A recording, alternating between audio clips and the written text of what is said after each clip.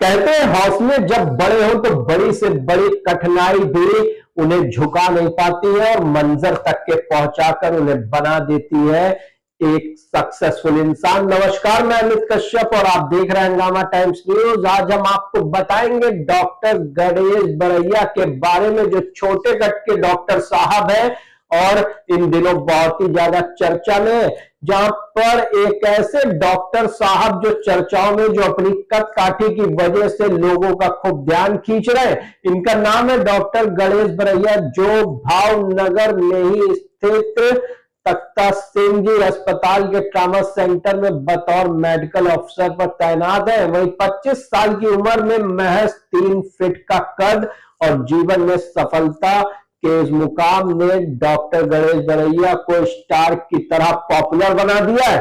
कंधे पर स्टेथोस्कोप टांगे जब ये अस्पताल के गलियारों से निकलते हैं तो हर किसी की निगाह इनके ऊपर होती है और हर कोई इनकी तारीफ करते हुए नहीं थकता। वहीं डॉक्टर गणेश बरैया छोटे कद के साथ 72% दिव्यांगता के भीतर भी शिकार है।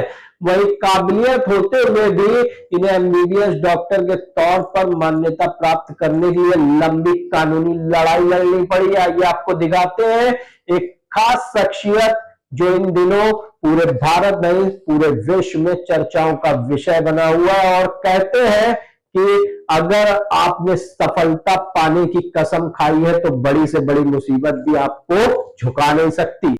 गुजरात के भावनगर का एक ऐसा डॉक्टर चर्चाओं में है जो अपनी कद काठी की वजह से लोगों का खूब ध्यान खींच रहा है। इनका नाम है डॉक्टर गणेश बरैया, जो भावनगर के ही सर तख्ता सिंह जी अस्पताल के ट्रॉमा सेंटर में बतौर मेडिकल ऑफिसर तैनात हैं।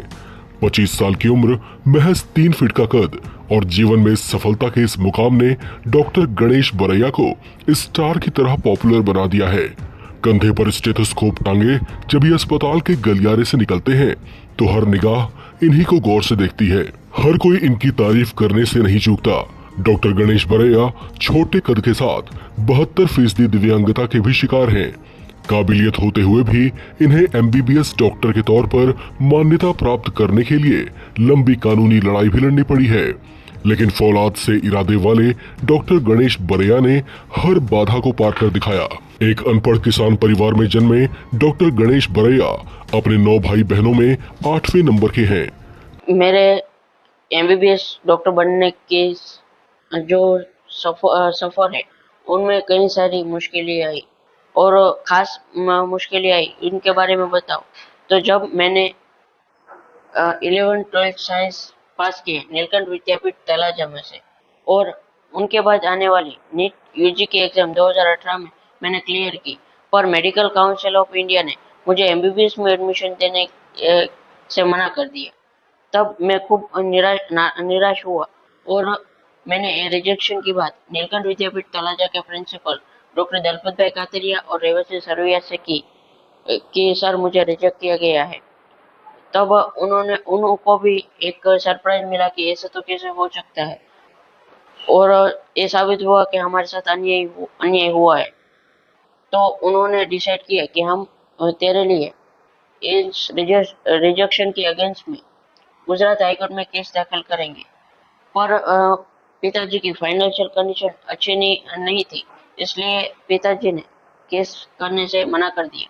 पर नीलकंठ विद्यापीठ तलाजा ने उनके प्रिंसिपल डॉक्टर दलपत भाई कातरिया और रेवती सरवैया ने ये डिसाइड किया कि जो भी खर्च आएगा वो स्कूल की तरफ से दिया जाएगा, और हमने तुझे डॉक्टर बनने का एक सपना दिखाया है तो उसे पूरा करने की हम पूरी कोशिश करेंगे।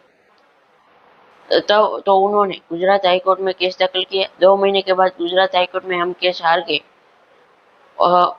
पर मैं खूब नाराज हुआ और मैंने बीएससी ज्वाइन कर लिया और उसकी पढ़ाई चालू कर दी। पर मेरे टीचर डॉक्टर दलपत भाई कातरिया और रेवती सरवैया को ये मंजूर नहीं था, इसलिए उन्होंने सुप्रीम कोर्ट में जाने का निर्णय लिया और उन्होंने सुप्रीम कोर्ट में पिटीशन दाखिल किया और 22 अक्टूबर 2018 को गुजरात सुप्रीम कोर्ट में से जजमेंट आया कि आपको एमबीबीएस में एडमिशन मिल सकता है। तो मैंने 1 अगस्त 2019 को गवर्नमेंट मेडिकल कॉलेज भावनगर में एमबीबीएस में एडमिशन लिया और ऐसे मेरे एमबीबीएस स्टार्ट हुआ।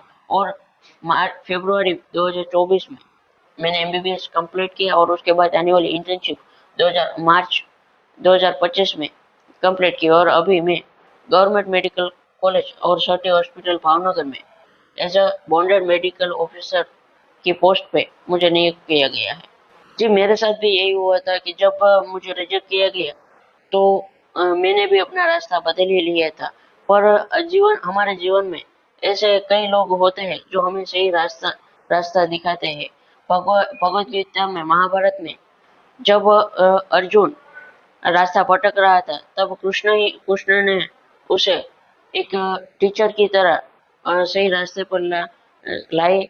वैसे ही मेरे जीवन में भी मेरे टीचर मेरे लिए कृष्ण बन के आए और मुझे सही रास्ता दिखाया और उन्होंने गुजरात हाई कोर्ट और सुप्रीम कोर्ट में केस दाखिल करके मुझे एडमिशन दिलवाया।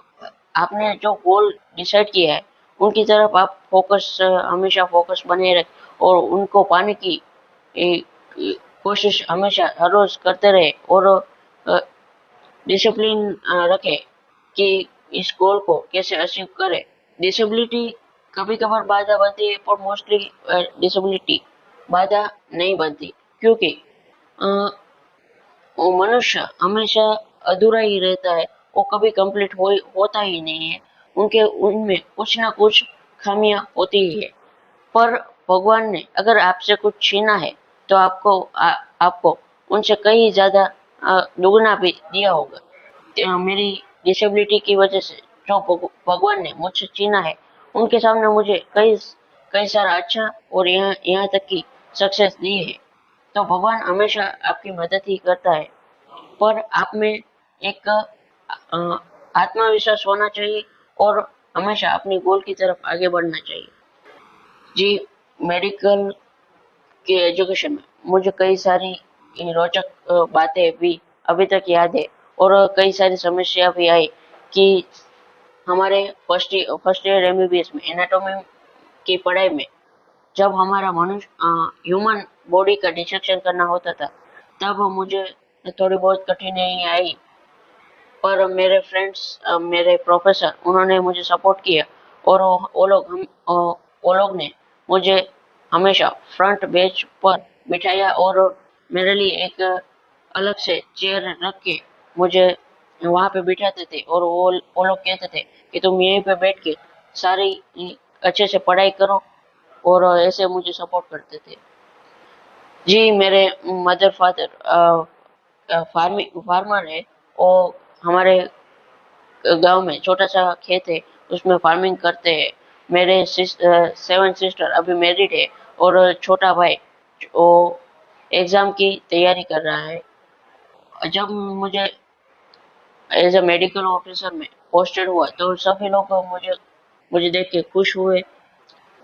जी, मेरे परिवार में मेरे माता पिता, मेरे 7 सिस्टर और एक छोटा भाई है। मेरा घर बनाने का सपना हर किसी का होता है, वैसे ही मेरा भी सपना घर बनाने का है। पर उसके बावजूद मेरा ये भी सपना है कि मैं लोगों की कहीं ना कहीं तरह से हेल्प करूं और उनको सपोर्ट करूं। ये मेरा मेन गोल रहता है। और मेरा ये भी एक सपना है कि मैं आरोग्य क्षेत्र में या तो किसी और क्षेत्र में जाके मैं अपना योगदान भारत के इस डेवलपमेंट में करना चाहता हूँ। ये एक मेरा बहुत बड़ा सपना है। जी, फिलहाल मैं एमबीबीएस डॉक्टर बन चुका हूँ, तो मैं बहुत ही खुश हूँ। मेरे फैमिली में सभी लोग खुश है और मेरे गार्डियंस है वो सभी लोग बहुत बहुत खुश है। सबसे पहले तो माननीय श्री नरेंद्र मोदी वड़ा प्रधान श्री, उन्होंने ये जो चेंज किया कि पहले डिसेबल पर्सन को विकलांग कहा जाता था, उनको चेंज करके जो दिव्यांग वर्ड यूज किया है, वहीं से पता चलता है कि हमारे माननीय प्रधानमंत्री श्री हमारे लिए क्या क्या दिव्यांग को के लिए क्या क्या अच्छा काम करते हैं वो लोग कई कई तरह के दिव्यांग लोगों के लिए प्रोग्राम चलाते हैं। वो जो पैरा एथलीट होते हैं, दिव्यांग जो खेलदार है, उनको उनको भी कई प्रकार के मेडल्स और इनाम देते हैं।